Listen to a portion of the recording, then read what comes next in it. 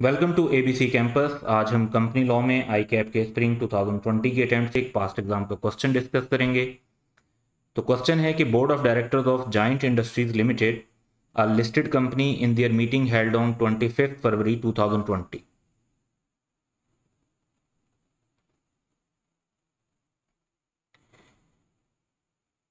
had approved 30% interim cash dividend।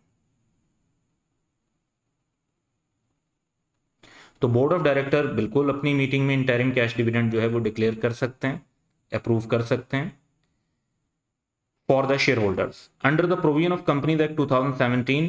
दो requirement हैं। पहली ये है कि state when an interim dividend is deemed to have been declared and the responsibilities of GIL regarding its payment. तो पहले first requirement को फोकस करते हैं और देखते हैं कि फर्स्ट रिक्वायरमेंट में हमारा आंसर क्या होना चाहिए। जहां तक बात है कि इंटरिम डिविडेंड की डिक्लेरेशन डेट क्या होगी, तो उसमें कॉन्सेप्ट ये है कि ये डिपेंड करता है कि बुक क्लोजर हो रहा है या नहीं हो रहा। जहां पर इंटरिम डिविडेंड को पे करने के लिए बुक्स क्लोज की जाती हैं, तो फिर तो जो बुक क्लोजर का स्टार्टिंग डेट होता है, कमेंसमेंट डेट होती है, on the date of commencement of closing of share transfer for purpose of determination of entitlement of dividend। तो बुक क्लोजर किया गया है, शेयर ट्रांसफर को ख़त्म किया गया है टेम्परेली, ताकि शेयर होल्डर्स की लिस्ट फाइनलाइज की जा सके जिनको डिविडेंड मिलेगा। तो उसका जो पहला दिन होगा उस दिन से बेसिक उस दिन को डेट ऑफ डिक्लेरेशन समझा जाएगा। और जहां पे रजिस्टर को क्लोज नहीं किया जाता, वहां पर जिस दिन डिविडेंड बोर्ड ऑफ डायरेक्टर ने अप्रूव किया है, यानी इस सिनेरियो में अगर बुक्स क्लोज नहीं हुई तो 25 फरवरी को ही डेट ऑफ डिक्लेरेशन समझा जाएगा, और अगर बुक्स क्लोज की गई हैं तो जो क्लोज करने का फर्स्ट डे होगा उसको डेट ऑफ डिक्लेरेशन समझा जाएगा। तो पहला पार्ट व्हेन तो हो गया कवर। दूसरा है कि रिस्पॉन्सिबिलिटीज बतानी है इस कंपनी की, जायंट इंडस्ट्रीज लिमिटेड की, कि पेमेंट ऑफ डिविडेंड से रिलेटेड इनकी क्या रिस्पॉन्सिबिलिटीज हैं। तो सबसे पहले तो ये कि डिविडेंड प्रॉफिट्स में से पे किया जाएगा। ये रिस्पॉन्सिबिलिटी के डिविडेंड टाइम पर पे किया जाए, ये रिस्पॉन्सिबिलिटी चीफ एग्जीक्यूटिव की होगी। और जो भी डेट ऑफ डिक्लेरेशन है, अगर वो बुक क्लोजर वाली है या जो है 25 फरवरी है, उसके 10 वर्किंग डेज के अंदर पेमेंट रजिस्टर्ड शेयर होल्डर्स को हो जानी चाहिए, और ये responsibility chief executive of the company की होगी। फर्दर ये कि क्योंकि ये लिस्टेड कंपनी है, तो लिस्टेड कंपनी में, और ये डिविडेंड कैश डिविडेंड है, तो लिस्टेड कंपनी में कैश डिविडेंड सिर्फ इलेक्ट्रॉनिक मोड से डायरेक्टली शेयर होल्डर के बैंक अकाउंट में पे करने की रिक्वायरमेंट होती है।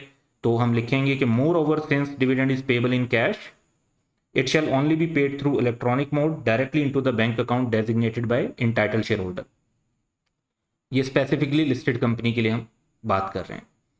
फर्दर बात यह है कि अगर बुक क्लोजर किया जाता है, क्योंकि पॉसिबिलिटी तो है, और लिस्टेड कंपनीज में तो काफ़ी कॉमन है क्योंकि शेयर होल्डर्स की तादाद काफ़ी ज़्यादा होती है, तो ये कॉमन प्रैक्टिस है कि बुक्स का क्लोजर किया जाता है फॉर डिविडेंड।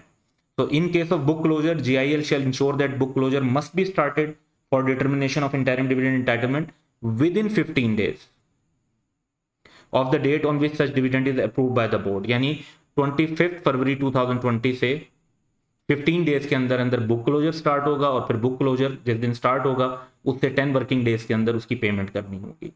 तो ये हमारे फर्स्ट पार्ट की रिक्वायरमेंट है। अब हम इसी क्वेश्चन में सेकंड पार्ट की तरफ चलते हैं।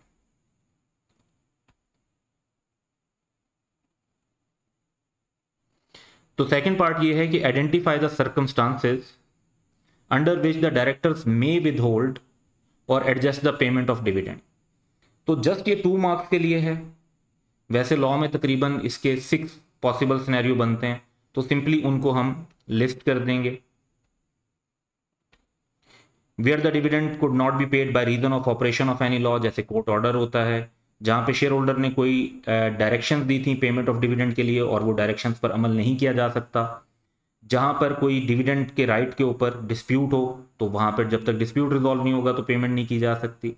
जहां कंपनी ने शेयर होल्डर से कुछ पैसे लेने भी हों, यानी शेयर होल्डर उनका डेटर भी हो और कंपनी के पास लॉफुल राइट हो कि वो उसके डेट के अगेंस्ट डिविडेंड की पेमेंट को लॉफुली एडजस्ट कर सकते हो। या कोई और ऐसी रीज़न जहाँ पे डिविडेंड इस वजह से पे ना किया जा सका हो, या डिविडेंड वारंट इस वजह से पोस्ट ना किया जा सका हो कि वो कोई फॉल्ट नहीं था जीआईएल का। तो यहाँ पे तो वारंट वाले पोस्ट करने वाली बात तो जीआईएल के कॉन्टेक्स्ट में नहीं होगी, क्योंकि डिविडेंड की पेमेंट इलेक्ट्रॉनिक मोड से होनी है।